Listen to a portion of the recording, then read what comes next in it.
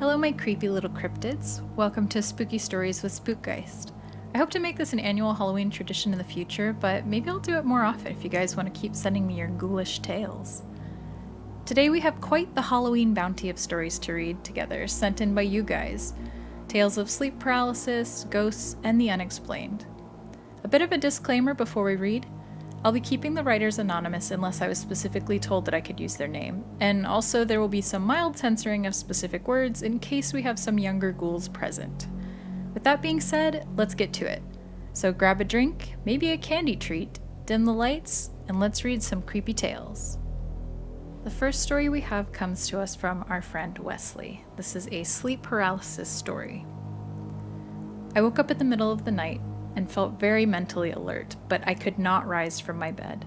I was on my stomach, and it absolutely felt like something was sitting on my back. It wasn't all that heavy, I could breathe just fine, but it was unyielding. I couldn't move at all. I couldn't raise my head either, which scared me even more for some reason. So I managed to get my eyes to kind of open a little, after which they'd close. It took all my strength to keep them open even for a moment, and when I looked one time, I swear I saw a woman standing by my bed. She had on all black and what looked like a black veil over her head, but it was made of shadows or smoke or something intangible like that. And she was moving her hands around so fast that it looked like she had multiple hands. Her hair was full of sticks and thorns as if she'd walked through a forest, but I couldn't make out her face at all.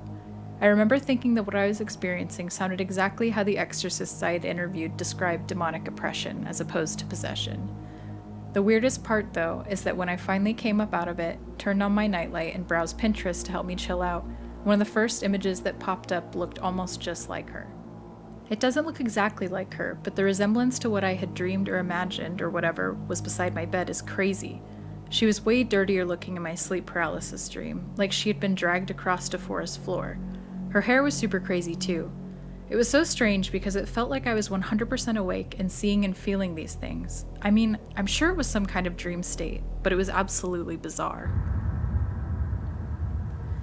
For this next one, this was sent in by Chloe, and there's a little bit of a trigger warning on this, so go ahead and take a look at the screen and I'll have a timestamp for when it is safe to skip ahead.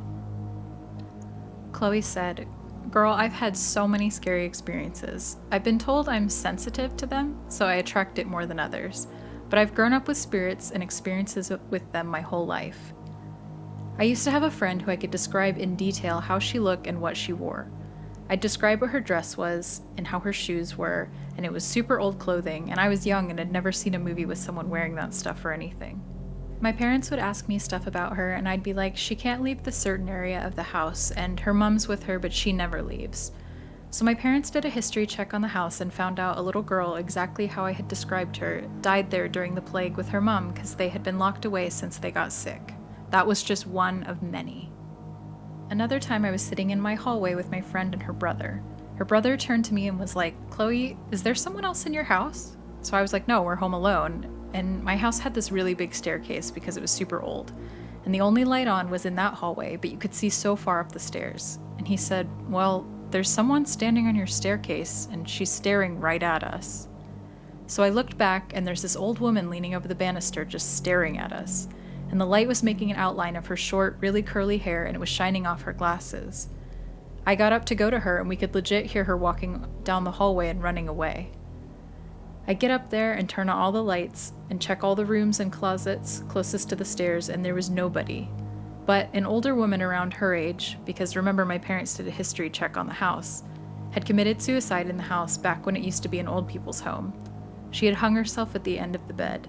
And before they even found this out, two of their friends who had slept in that room had mentioned having dreams of watching a woman hang themselves at the bottom of the bed. They would wake up screaming and refuse to sleep in that room. I also, over a year ago, was standing in my best friend at the time's house, which was also haunted, and something kept tugging at my hoodie. Like, it happened 3 times while I was trying to talk to her. I looked around and there was legit nothing by me that was touching me. And then it pulled on my ponytail, so I left. But in the house I'm in now, stuff moves around, and sometimes I'll wake up with scratch marks on me. Doors will open and close by themselves. Like the other day, my mom closed her bedroom door because we have dogs and we don't want them to go in there during the day. And she came and asked me if I'd opened it and been in her room, and I said no. The dogs bark at nothing in her room too, like they'll just sit and stare at something and bark or growl. But she went and shut it again, and after 15 minutes, it was open again. So she asked me, and I said no again. So we left it, and then legit when she was in the hallway again to go to the kitchen, it was shut. I've also been doing my makeup in the bathroom just before now, and I saw a full-blown person, like figure, walk straight past me and go into my mom's room. And obviously I'm busy doing my makeup, so I assume it's her, because it even sounded like footsteps and everything, you know? You can hear this person moving stuff around in the bedroom and ruffling and rummaging as if they're looking for something, so I obviously assume it's my mom. So I'm talking away to her, waiting for her to reply, like, "Mom, hello?" And I go into the room and see nobody's there and nothing's been moving around like I've been hearing. Then I go and ask my mom, who was apparently in the kitchen the whole time, if she'd been in her room, but she was like, no. But there is a small room above my bedroom that has weird symbols painted all over it, and a small bed and shelves and stuff up there where apparently one of the old tenants and their daughter used to live up there and worship Satan. The next story comes to us from a very close friend of mine. My spooky experience was at a 5th grade outdoor education camp, and I was feeling possessed. I had this instinct to walk outside during a massive rainstorm at 4 a.m. The camp counselor came to get me, and I started crying, thanking them for getting me, as I had no idea what was going on. I legit had that possession feeling and just started walking outside. Later, my dad, who doesn't believe in the paranormal, told me that there was an old farmer from the mid-1950s who was famous in that area for randomly vanishing from his farm and was never found or seen again. This next story really creeped me out for some reason. They said, when I was between 8 and 13 years old, I'd wake up really late at night and would see people. A lot had twisted faces, though. I always thought I was dreaming until one night I had left my window open so the room would cool down. I woke up to close it since the room felt pretty chilly, and when I turned around there was an older man standing in the corner. His face was just this twisted face, but he sounded so polite. He asked about my nightlights. I had this one that looked like a lava lamp and reflected everywhere in a soft purple-blue hue. I talked to him like it was normal, saying it was a gift and that I liked his fedora. It was tweed and had a red feather in it. Then he mentioned he had somewhere to go and left. I didn't pay much attention to how he left, but I had that happen a lot. It happened less after I turned 13, but that was the most memorable. I only noticed that it was a ghost when I saw that I had closed my window again during the night. This next story comes to us from Hannah. This was another one that creeped me out really bad. This happened to me when I was 16 years old, back in the late 1990s. My parents had gone out for the night, and my younger sisters were over at a friend's house for a sleepover. I was left alone to watch YTV's Scary Story lineup and have some pizza. A solid Saturday night for me. My parents' house is laid out with the front door opening to a long hall that goes into the living room. The couch is back to the wall with a clear view of the front door. I can watch TV at the same time and see the front door to my left side. The door is made of heavy wood, both with a lock and a deadbolt. My parents made sure I'd turned the deadbolt after they left. I put the pizza in the oven, turned on the TV, and sat down to watch a ghost story, the usual paranormal investigator show. My family dog, Pinto, is a huge, well-bred mutt, his pedigree being German Shepherd, Husky, and Wolf. He's a big boy but a sweetie to his family. He sits next to me hoping for some pizza and to enjoy the quiet night in.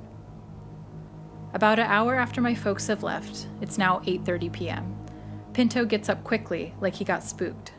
He immediately turns to face the front door and stares. We're talking a "I'm looking at you" stare. I tell Pinto to stop what he's doing and try to go back to watching TV. But he doesn't stop looking. The hair on his back begins to rise. Now there's nothing between him and the front door. I can't see or hear anything. Suddenly, the front door opened. Yeah, it opened. It was deadlocked. I had turned the bolt myself, but that front door was opening. I swore, got up, and stomped over to slam the door shut. I bolted the door and double-checked the lock. There was no way this deadbolt could have opened, I'm sure of it. I settled back down, but now my eyes are on the front door more than the TV. For another hour, the peace was undisturbed. It was 9:30 when one of the cats upstairs began to yowl, followed by my dog whining and barking at the front door. They suddenly went silent. I heard an audible click and saw the deadbolt slide back. Pinto went ballistic. He barked and lunged at the air. snarling like he was going to rip the throat out of whatever it was that was opening that door. I screamed for whatever it was to go away, slammed the door, deadbolted again, and ran into the kitchen. Pinto was still barking at whatever the invisible intruder was that he saw. I got salt from the pantry and shook out a line across the front door over the vestibule. I was shaking at this point, but I was also angry at whatever it was that was doing this. Pinto and I sat at the front door after that, him quietly growling and me holding the salt box, waiting for whatever it was to try to open the door again. Nothing happened, and when my parents got back at 11, they were concerned as to why I was guarding the front door. I told my mom what happened while my dad checked the deadbolt and the lock. The next day, my mom smudged the house with white sage and put a fresh braid of sweetgrass over the door frame. Nothing like that has ever happened since the time I lived in my parents' house.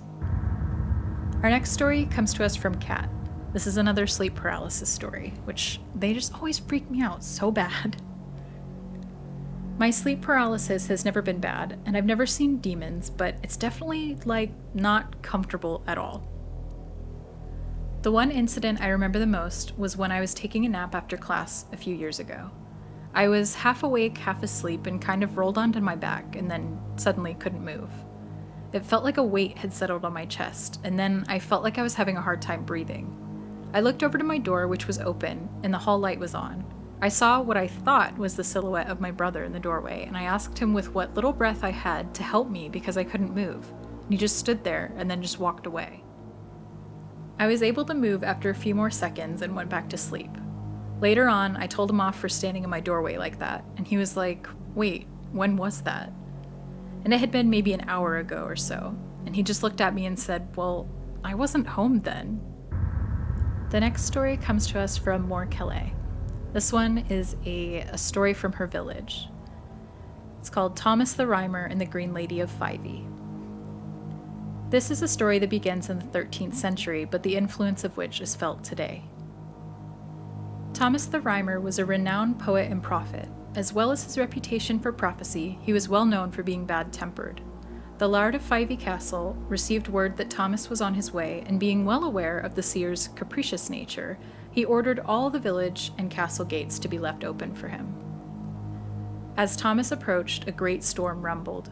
By the time he arrived at Fyvie Castle, the storm was a howling gale, and the castle gates slammed shut in his face. In typical short-tempered character, Thomas cursed the castle, stating that no male heir would be born within its walls unless the 3 weeping stones could be found. A weeping stone is a stone that remains moist, whatever the weather. 2 of the stones have been found and can be seen in the castle to this day. The 3rd remains elusive. Thomas's curse seemed to have been borne out, as the castle has changed hands between various noble families several times. It has a particularly gruesome and frightening implication for one family in particular. This story concerns the castle when it was in the possession of the Seton family. Lilias Drummond married Alexander Seton, Lord of Fyvie, in 1592, well after the curse of Thomas the Rhymer was in effect. Lilias Drummond lived with her husband for some 9 years and gave birth to 4 daughters. However, the curse of Thomas weighed heavily upon Alexander, yet he blamed his wife for their lack of sons. He began an affair with a lady called Grizzle Leslie. Some say Lilias died of a broken heart. Others say she was disposed of by more sinister means. Whatever the truth, she died on May 8, 1601. A mere 6 months later, Alexander married Grizzle.